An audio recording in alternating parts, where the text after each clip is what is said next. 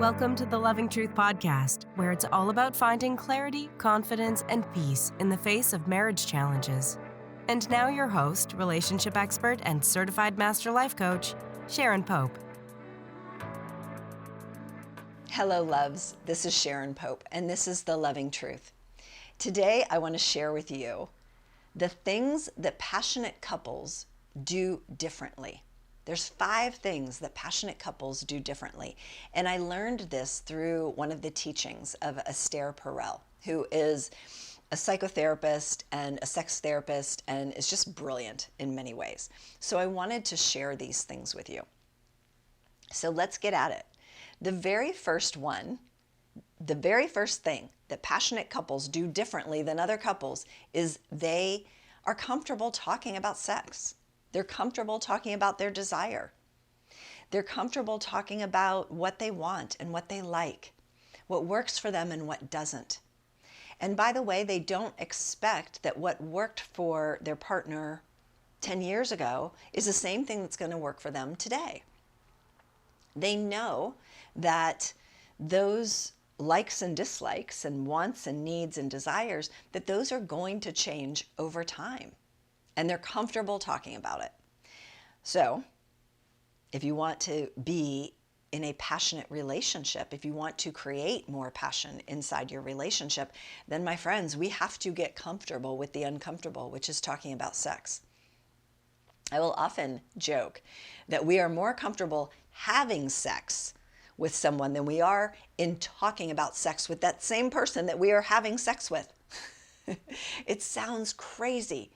Like we're more comfortable having it than we are talking about it, even when it's with the same person, or especially when it's with the same person that we are having sex with. And that just doesn't make any sense. So we've got to just start getting more comfortable talking about it.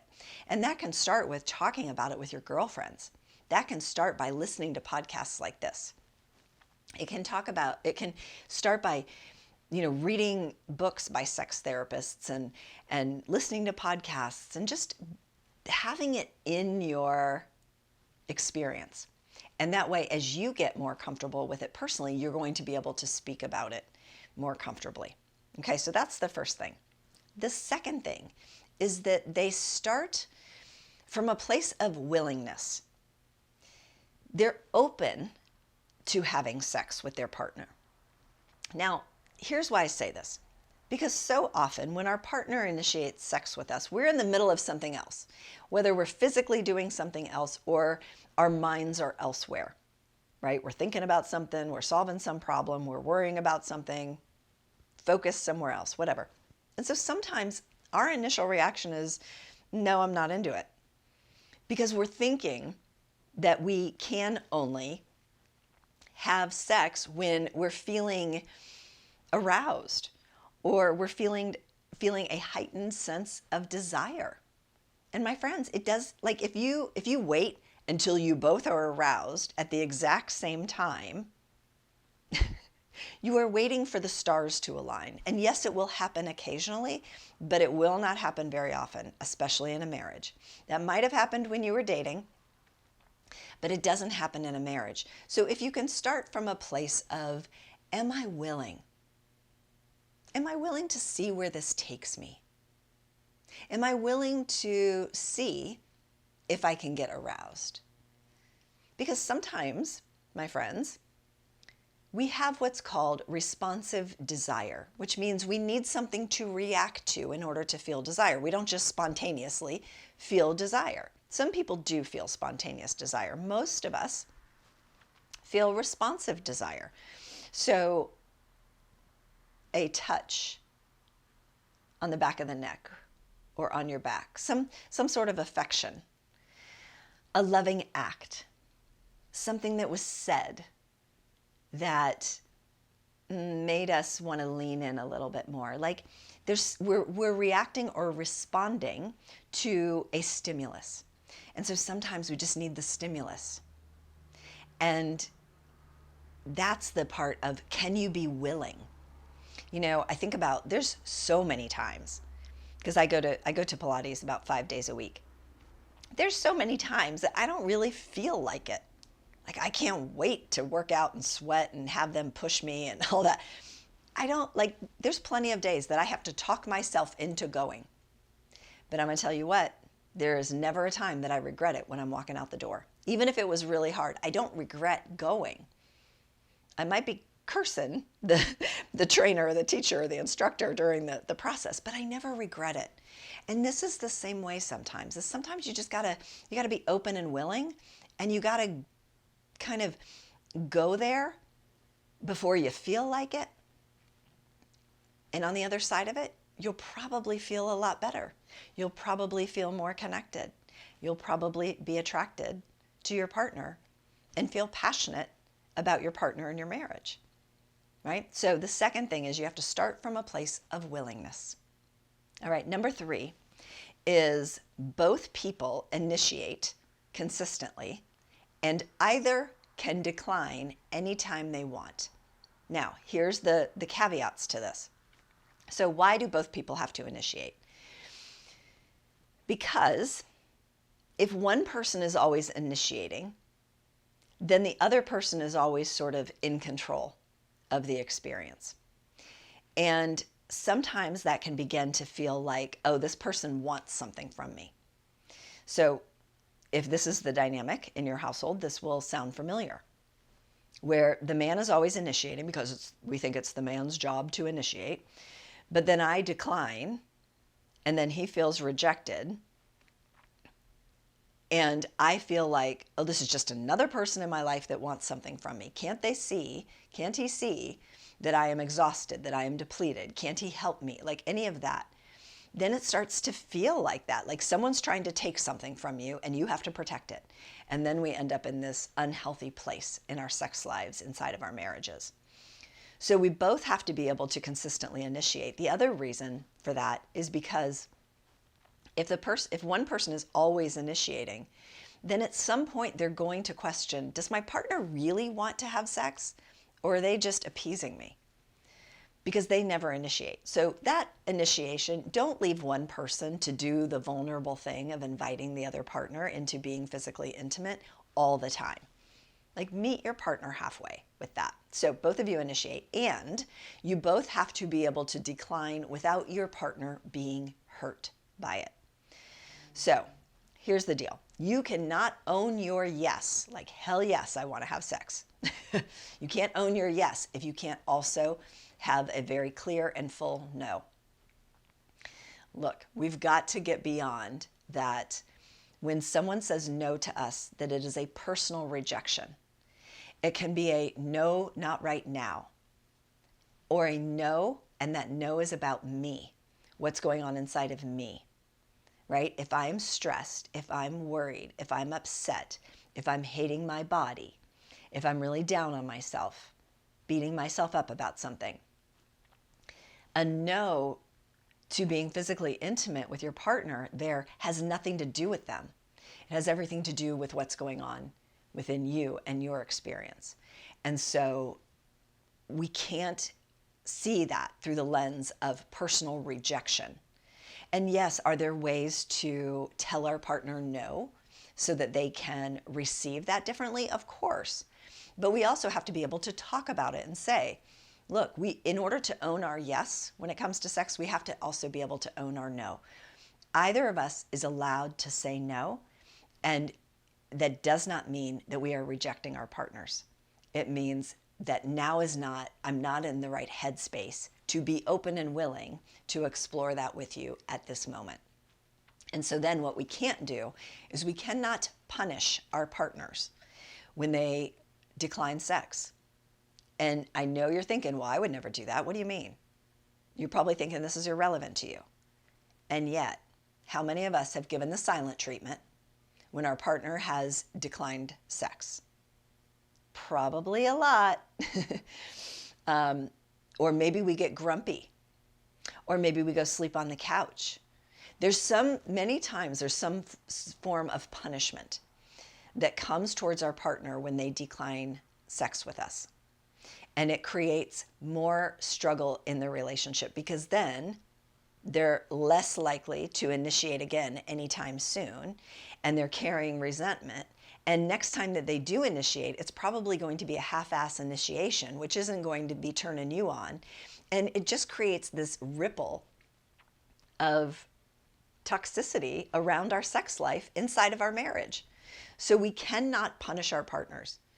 When my husband declines me for sex, I don't make it mean anything about me. I'm like, okay, babe, no problem. I don't have to make it mean anything. It just means it's not a good time. That's all. So you both initiate, and both of you can decline at any time without the partner getting hurt or punishing you in some way, shape, or form. Okay? That's number 3. You ready for number 4? Number 4, the fourth thing that passionate couples do differently is that they know the relationship itself, the marriage itself, will need sex more frequently than the two of us will need individually. Here's what I mean. You know how I was talking about if you wait for both of you to be aroused and want sex at the exact same time, that you're sort of waiting for the stars to align. That is lovely when it happens. And, you know, maybe one of you has a high sex drive and someone else has a moderate or a low sex drive. Like, we're going to have different sex drives. That's okay. But the relationship itself needs that point of physical connection consistently. So there's going to be times that you are not all a Twitter-pated, on fire, excited, aroused, but you still choose to have sex. Let's call it maintenance sex to keep the relationship connected. And the other thing that will happen, my friends, is that when you have consistent maintenance sex, it makes more space for that spontaneous sex, for the really good sex, the really good stuff.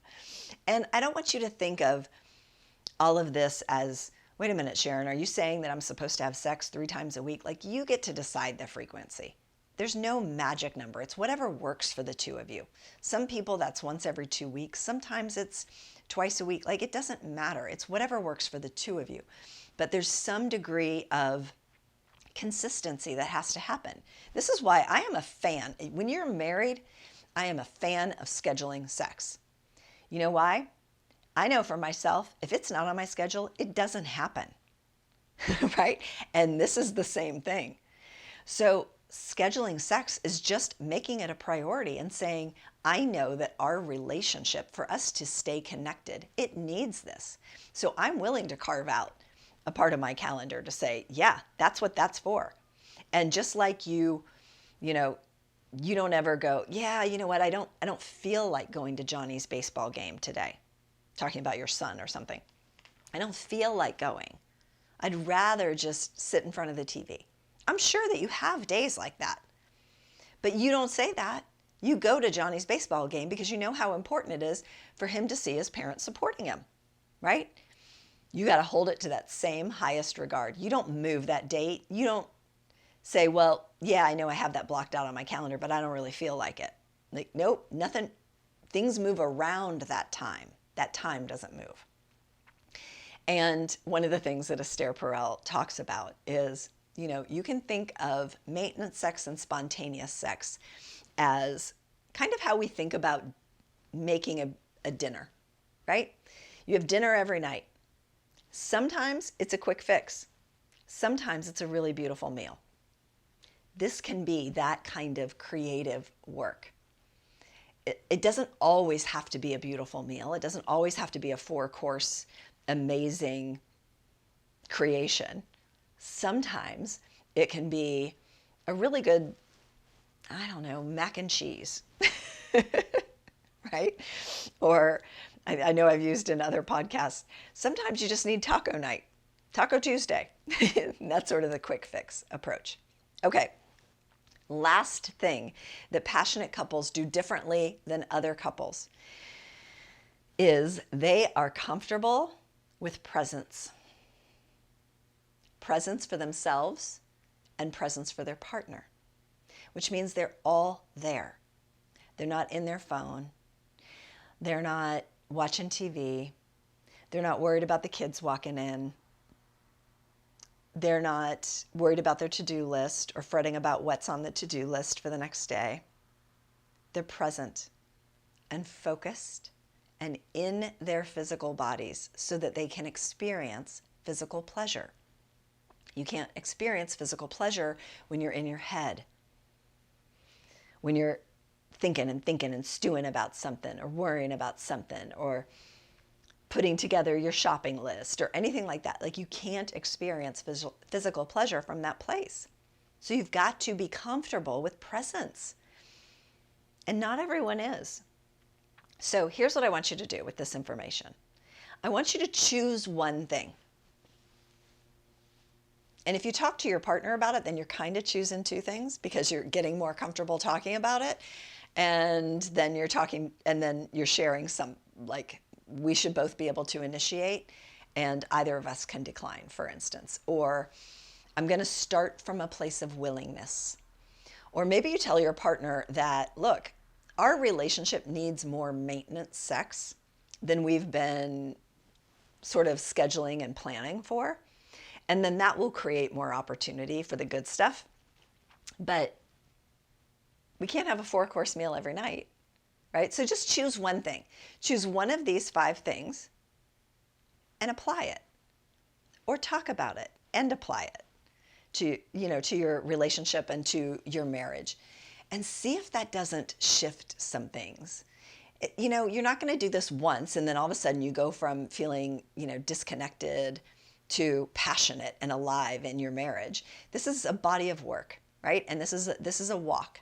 So there's got to be some degree of consistency that has to happen before you're going to feel the effects of it. But just take one thing and say, you know what, for the next 60 days, this is what I'm going to focus on. This is what I'm going to do. And it always helps if you let your partner in on it. So many of us, we tried applying a tool inside of our marriages, but it's like we're keeping a secret. And look, if you're trying to make your marriage work, we're not trying to keep secrets from each other. Let your partner in on it. Let them know what you're doing and why you're doing it. Because when they understand the motives behind it, maybe they can help get on board with it. Maybe it's something that the two of you could do together. That's not the point of it. The point of telling them isn't like, hey, you need to do this with me. Sometimes we do that with books and things like, hey, I want to read this book and I think you should read it too. And then they don't, and then you get pissed that they don't. So that's not the point of it. But just the sharing, just the like, hey, I want us to have a healthy sex life. I want us to feel more passionate, and it's gotten a little bit away from us. So I listened to this podcast today where they shared some tips on things that passionate couples do differently. And one of the things that I learned is X, Y, and Z. And I think we can apply that to our marriage. So I just wanted to let you know that if you see more of this kind of behavior from me, this is the reason why, right? It's not so hard. We make it so hard by overthinking it, all right? I hope that gives you something really good to chew on so that you can create the kind of passionate relationships that I know you all really want. All right, until next time, take good care. If you're listening to this podcast because you're struggling to decide whether to stay or go in your marriage, and you're serious about finding that answer, it's time to book a Truth and Clarity session with a member of my team. On the call, we'll discuss where you are in your marriage and explore if there's a fit for you and I to work together so you can make and execute the right decision for you and your marriage. Go to clarityformymarriage.com to fill out an application now. That's clarityformymarriage.com.